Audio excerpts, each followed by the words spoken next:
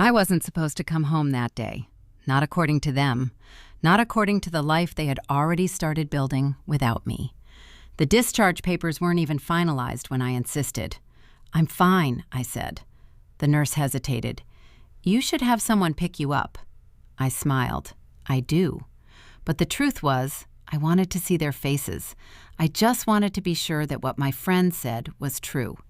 3 months, that's how long I was gone. 3 months in a coma. 3 months where I trusted the two people closest to me to protect my life, my home, my marriage, my husband, my sister.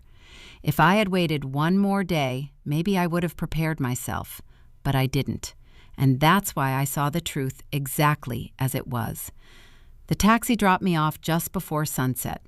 My hands were shaking, not from weakness, but from anticipation. I missed my life. But the moment I opened the door, everything changed. Laughter from inside. Not just laughter, comfort, familiar, too familiar.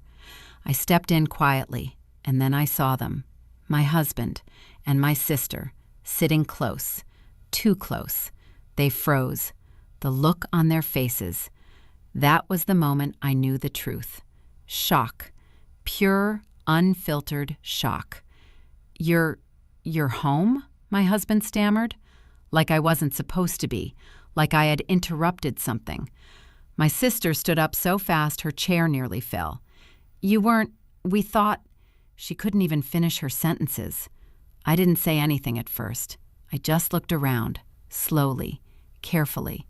That's when I saw it, the wall, where my photos used to be. Gone. Replaced. By her.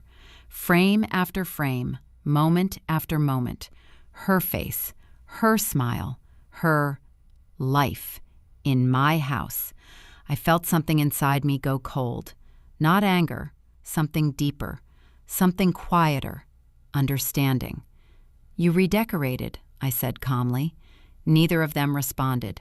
The silence said everything. I walked further in, my steps slow, measured.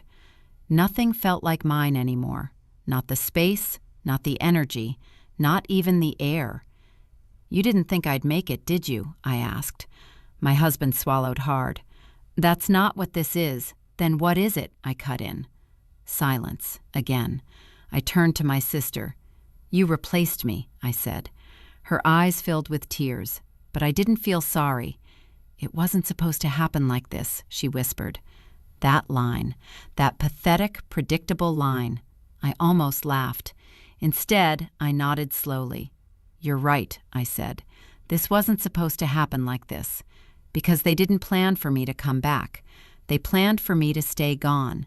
And that's when everything became clear. This wasn't a mistake. This wasn't confusion. This was intention. They had moved on, together, and they had erased me to do it. But here's what they didn't know. While they were busy replacing me, I was waking up, and I remembered everything, every detail about my life, including one very important thing. The house was mine, fully mine, not shared, not joint, not negotiable, mine. And suddenly, everything shifted. I sat down, calm. "You know what's funny?" I said softly. They didn't answer. They were too busy watching me, trying to figure me out. "You thought I lost everything," I continued.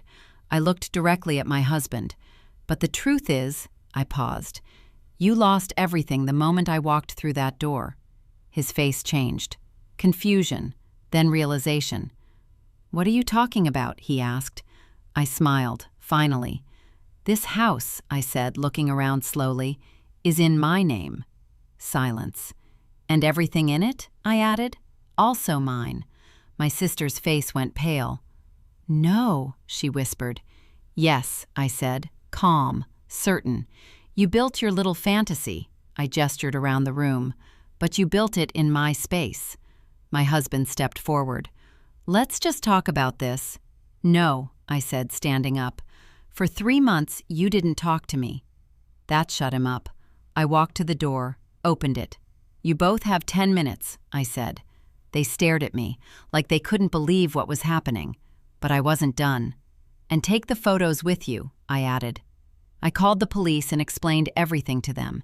In case they want to do anything silly, they will know that they are not safe. My sister broke down, crying, begging, but I didn't move, because in that moment, I realized something important. I didn't need revenge. I needed my life back, and they didn't belong in it.